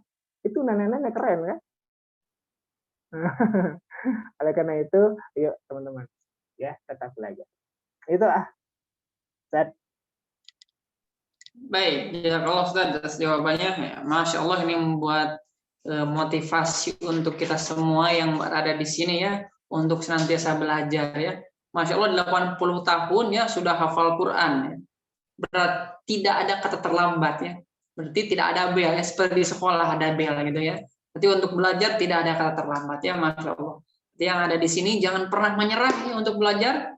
Kata Ustadz tadi juga disampaikan meskipun ada kesulitan kita harus bersabar ya. Betul Ustadz ya? Baik, silakan ada pertanyaan? Yang lain silakan kalau ada pertanyaan. Kang Jamal ada pertanyaan? Ya, Muhammad Fahmi Salman silakan ada pertanyaan langsung di unmute saja. Baik, terima kasih. Assalamualaikum warahmatullahi wabarakatuh. Ya, waalaikumsalam warahmatullahi wabarakatuh. Ustadz Turhun, Ustadz Rizky, Ustadz Jamaluddin, Abdul Aziz, terutama Ustadz Awan. Perkenalkan nama saya Fahmi. Diundang juga nih sama Ustadz Jamal, ya, alhamdulillah. Menarik ya, karena bahasannya terfokus pada bagaimana seorang guru Al-Quran bisa istilahnya barangkali teknik-teknik bagaimana mengajarkan, terus prinsip ya, lebih ke prinsip bagaimana pembelajaran Al-Quran ini. Nah ini barangkali ada 2 hal yang saya ingin sharing nih sama Ustadz Awan. Saya banyak dengar dari Kang Jamal, Ustadz Awan ya. Qadarullah juga pernah ketemu dulu di SLB ketika acara apa ya Kang Jamal ya? Mengisi, ada Ustadz Awan pernah mengisi di SLB. Nah, qadarullah saya guru di SLBNA Pajajaran Kota Bandung, juga qadarullah sudah tahun kedua. Akhirnya terpaksa, karena memang tidak ada lagi disebut terpaksa, tetapi saya mah nggak kepaksa, Ustadz, insya Allah. Terpaksa akhirnya ngajar menjadi instruktur bimbingan mental di Panti Sosial Rehabilitasi Penyandang Disabilitas, yang isinya anak-anak disabilitas se-Jawa Barat. Ada tunanetra, tunarungu, tunagrahita, tunadaksa, begitu. Pokoknya anak-anak yang punya latar belakang disabilitas. Qadarullah di masjid, jadi BIMTAL itu judulnya bimbingan mental. Intinya mah kegiatan yang ada di masjid. Tentunya kegiatan yang ada di masjid kan berkaitan dengan Quran gitu. Satu, Ustadz nih, saya ditakdirkan oleh Allah tahun lalu itu, akhirnya tadi lagi ya, karena terpaksa nggak ada lagi gitu yang ngajar di satu komplek panti itu, punten Ustadz anu sok ka masjid teh ya tadi gitu. Termasuk saya yang lagi pengen belajar istiqomah ke masjid.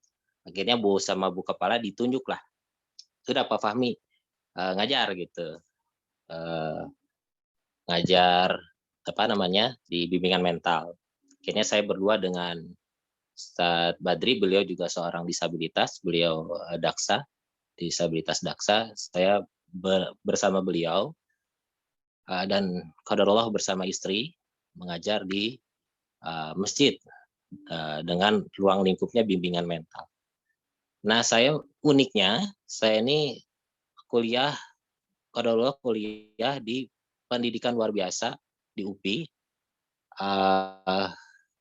dan dilanjutkan dengan pendidikan orientasi mobilitas yang semuanya berkenaan dengan tunanetra.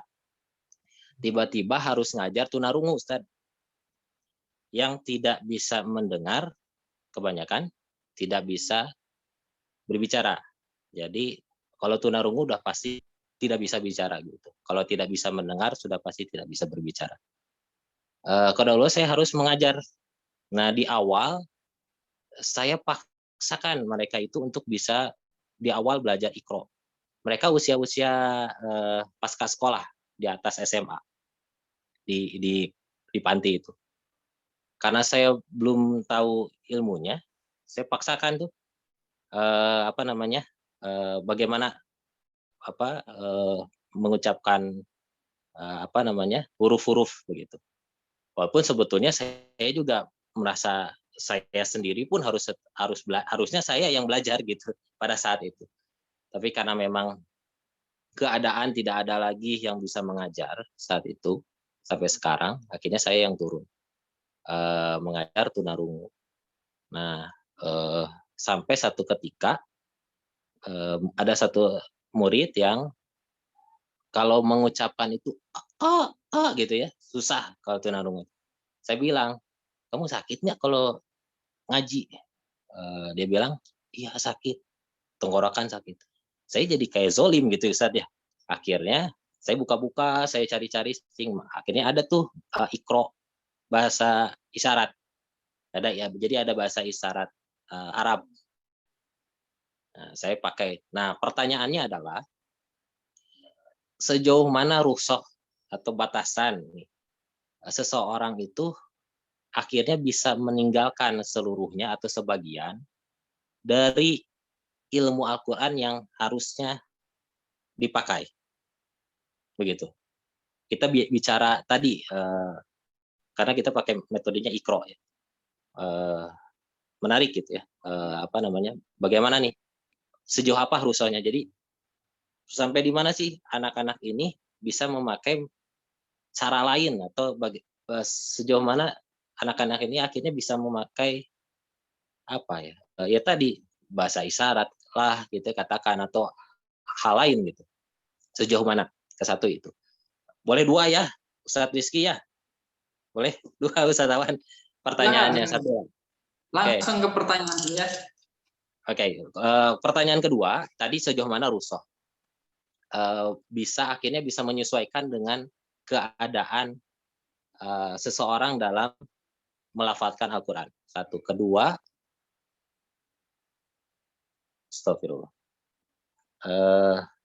tiba-tiba hilang. Yang kedua adalah, begini Ustaz, kalau saya pegangnya tunarungu dan tunanetra. Nah, yang tunanetra ini lebih ke hafalan, karena kebanyakan dari mereka belum bisa Al-Quran. Sementara gurunya juga nggak bisa Al-Quran Braille Ustaz gitu. Jadi gimana mau mengajarkan akhirnya? Sudah aja biar ada aktivitas tetap dengan program yang sudah disiapkan oleh gubernur kita nih, Maghrib mengaji gitu. Akhirnya kita tahfiz, hafalan. Nah, gimana pertanyaannya adalah gimana hukumnya nih? Saya sendiri yang pada saat itu mengajar karena terpaksa memang tidak ada lagi pengajar di lingkungan itu, menerima setoran atau bersama-sama memurojaah atau bahkan anak-anak yang ziyadah ke sayanya belum hafal gitu Ustaz, gimana hukumnya begitu. Itu saja. Terima kasih Ustaz Awan, Ustaz Jamal, Ustaz Rizky, dan sebelumnya saya mohon maaf telat masuk Zoom-nya karena sebelumnya ada rapat di Zoom sebelah begitu. Terima kasih. Jazakallah. Assalamualaikum warahmatullahi wabarakatuh. Waalaikumsalam warahmatullahi wabarakatuh. Silakan Ustaz Awan, langsung dijawab saja. Pertanyaan pertama, sejauh mana rukhsah baca Al-Quran untuk orang yang disabilitas ya? Dan yang kedua, menerima setoran sementara kita sendiri belum hafal. Silakan Ustaz. Baik, yang pertama, Masya Allah ya, apapun yang antum lakukan ini adalah proses yang memang sebenarnya sudah masuk rukhsah sebenarnya, gitu ya. Ketika seseorang itu sudah kehilangan kehilangan salah satu dari panca indera, ya, maka itu juga sudah masuk rukhsah sebenarnya, ketidakbisaan dia ketika tidak ada yang membimbing, ya. Nah, ketika misalnya antum ditakdirkan oleh Allah Subhanahu wa taala untuk menjadikan mereka ini atau mengarahkan mereka ini untuk lebih baik dan mencoba untuk dekat kepada Al-Qur'an, maka ini juga jadi sebuah proses masalah yang sebenarnya dititik beratkan kepada yang mengajar, gitu teman-teman ya. Jadi kalau misalnya berkenaan tentang rukhsah, dari awal mereka sudah dapat rukhsah. Cuman arahan dari Nabi Muhammad SAW-nya adalah belajar itu tidak diharuskan tidak hilang ketika selama orang itu tidak majnun teh. Majnun tahu kan? Gila gitu ya. Atau zahabal akal kan gitu. Kewajiban belajar itu akan hilang ketika itu otaknya yang sudah hilang gitu kan. Otaknya sudah hilang atau enggak memang dia ini gila begitu. Kalau misalnya kita melihat kaidah gitu ya. Adapun ketika proses yang demikian, teman-teman kata Allah, kembali lagi itu pun sudah jadi rukhsah. Udah jadi rukhsah ketika misalnya seseorang itu tidak bisa mendengar. Maka kita yang barangkali yang jadi pembimbingnya, dengan keyakinan ini adalah kewajiban saya juga untuk mendakwahkan Al-Qur'an kepada orang-orang yang luar biasa kan gitu ya. Ini kan jadi pahala terbesar juga untuk antum gitu ya. Nah, jadi ini lebih poinnya ke arah teman-teman yang menggarapnya gitu. Kalau balik lagi kepada rukhsahnya mah udah dapat rukhsah dari awal juga. Cuman memang arahan dari nabinya adalah belajar terus, tetap harus belajar.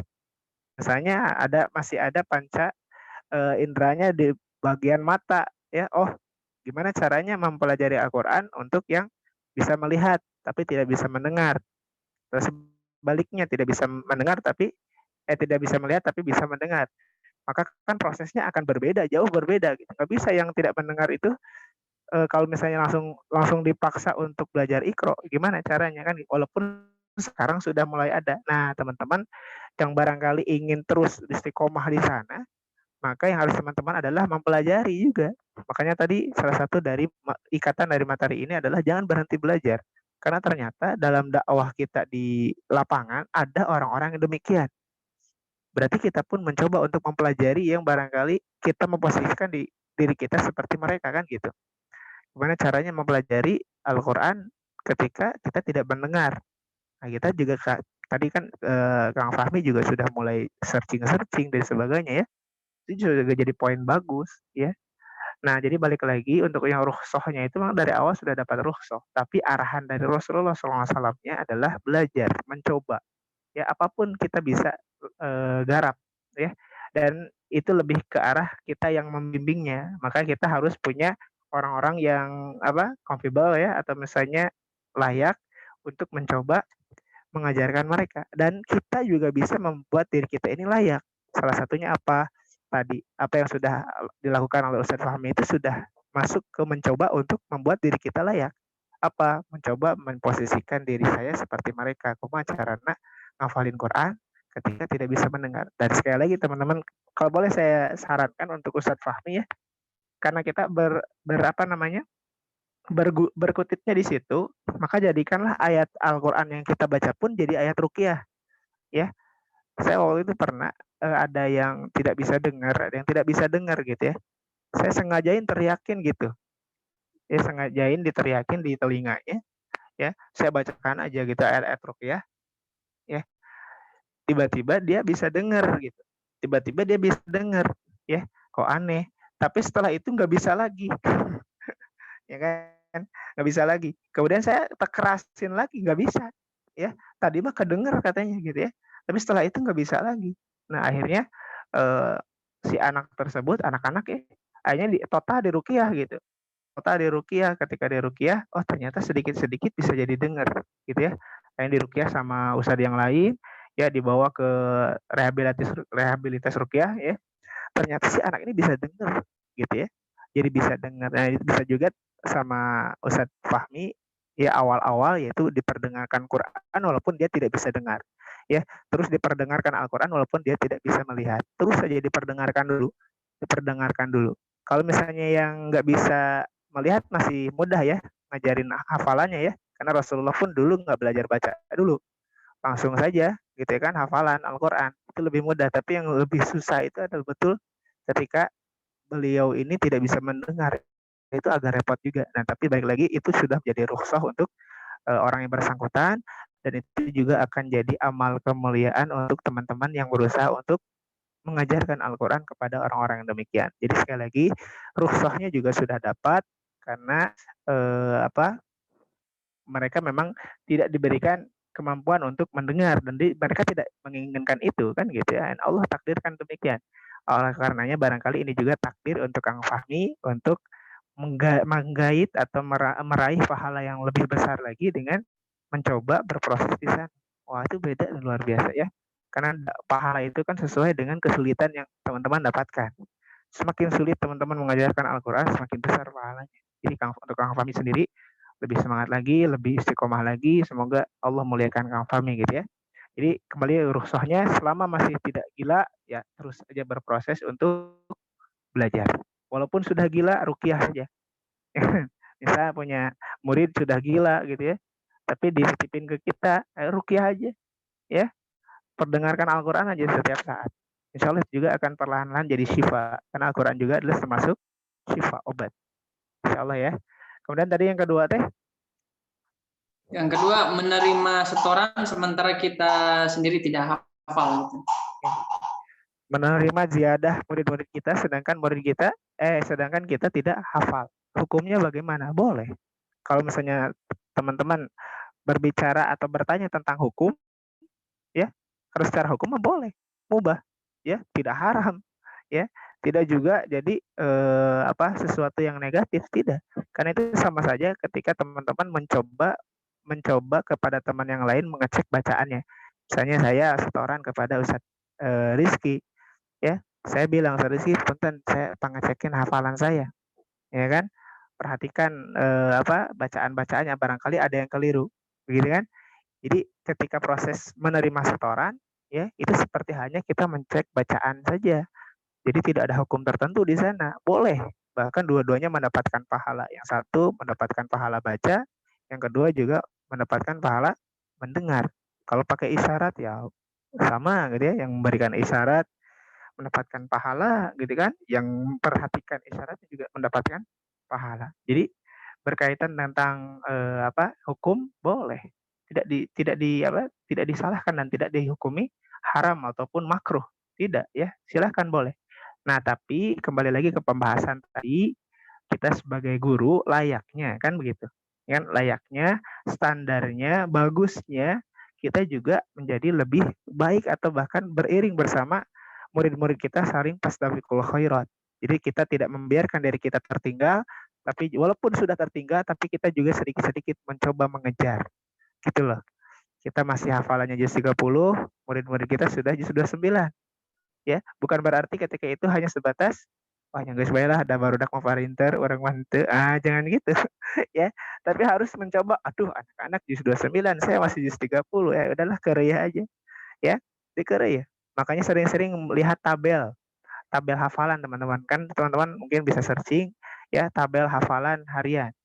Teman-teman harus sering lihat itu biar apa? Biar termotivasi. Teman-teman baca 2 ayat berapa tahun menghafal Quran. Teman-teman menghafal 7 ayat setiap hari, berapa tahun teman-teman menghafal Quran. Ya, itu harus sering dilihat. Ya, nanti searching setelah ini. Ya, kalau bisa di print gitu ya, tempel di kaca misalnya. Ya, jadi seperti itu. Jadi kesimpulannya adalah boleh ya, silahkan, itu tidak disalahkan. Ya, akan tetapi harus jadi motivasi ketika murid-murid kita lebih baik dibandingkan kita dari segi hafalannya atau pembacaannya, maka itu juga harus jadi tamparan keras ya, tamparan keras kita agar lebih termotivasi untuk mencoba menyusul, mencoba menyeimbangi. Ya jangan sampai udah jauh pisan gitu ya, udah jauh pisan gitu ya, akhirnya kita tersungkur, mereka naik. Nah, jangan sampai demikian, intinya gitu. Karena biasanya itu berkaitan dengan omongan kita jadi tidak sesuai dengan yang kita kerjakan. Contoh, kita kan anak-anak kita bisa hafalannya banyak itu kan gara-gara kita juga dengerin hafalan mereka. Dan barangkali kita pun memberikan motivasi kepada mereka kan gitu. Kita sampaikan, anak-anak alhamdulillah sudah menghafal Quran, istiqomahin ya. Sedangkan kita nggak istiqomah. Ini jadi ada dua hal yang barangkali kontroversi antara diri kita dengan diri kita sendiri, gitu kan? Kita ngajurin orang lain untuk berbuat baik, tapi sedangkan diri kita tidak. Jadi itu akan jadi masalah juga untuk diri kita.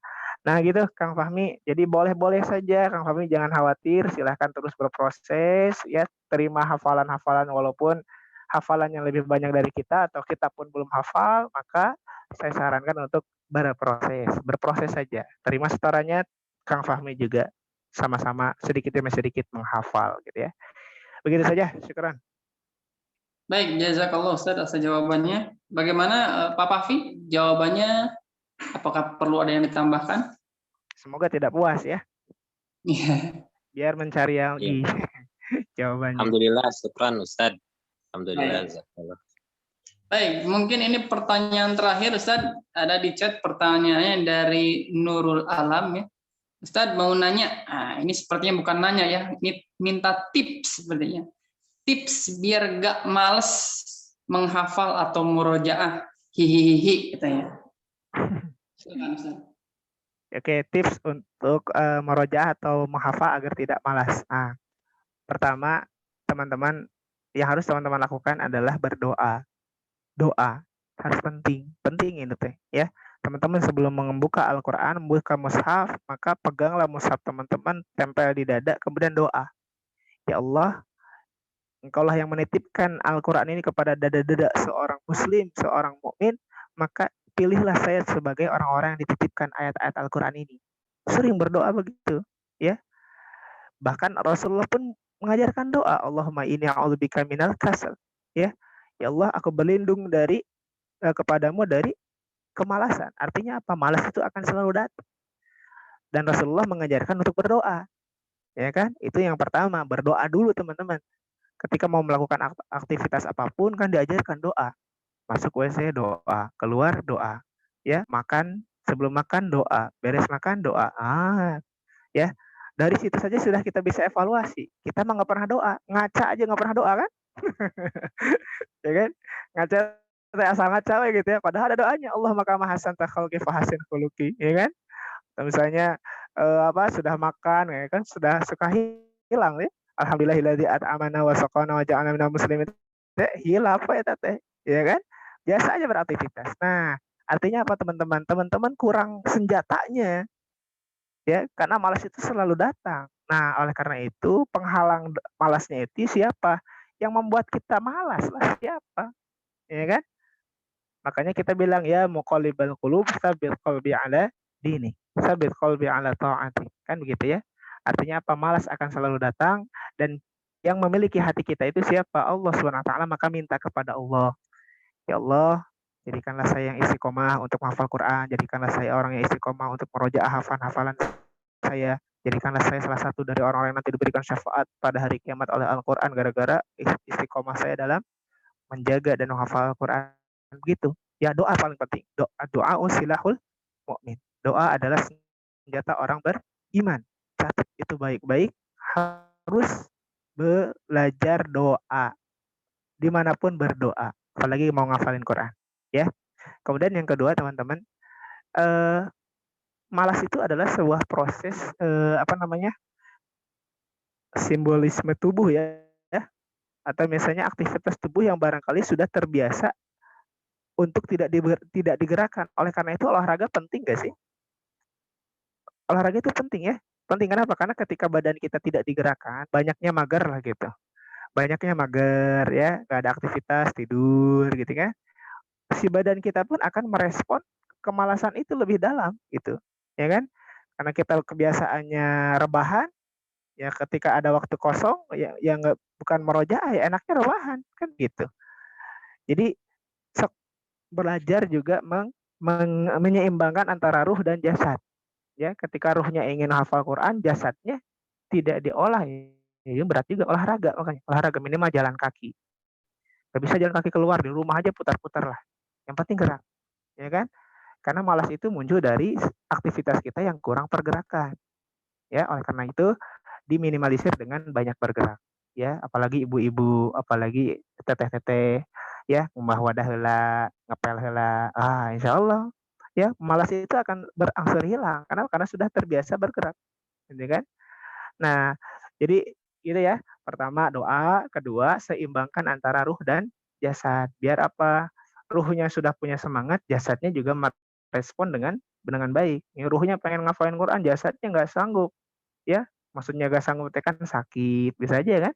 Teman-teman bisa ngafalin Quran, bisa berjalan ke masjid ketika sakit kan nggak bisa. Artinya jasad juga penting. Jadi dijaga jasad kita juga agar tetap sehat.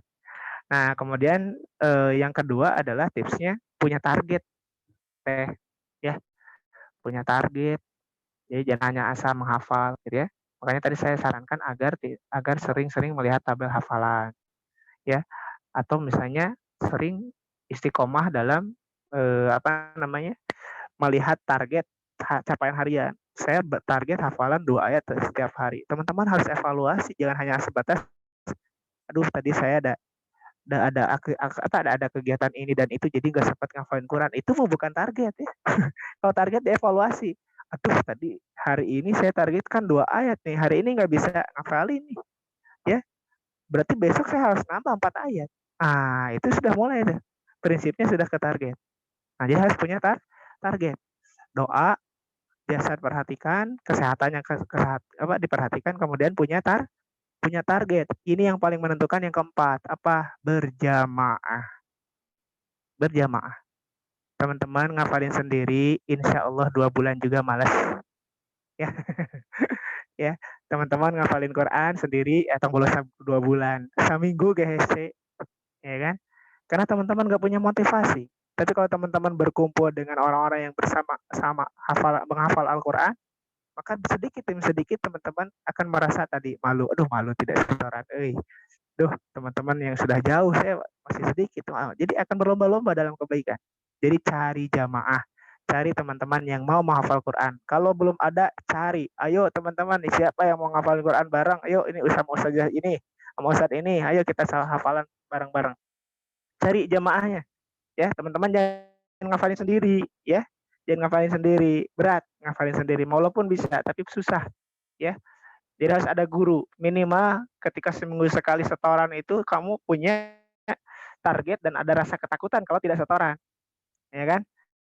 Aduh, besok udah setoran nih.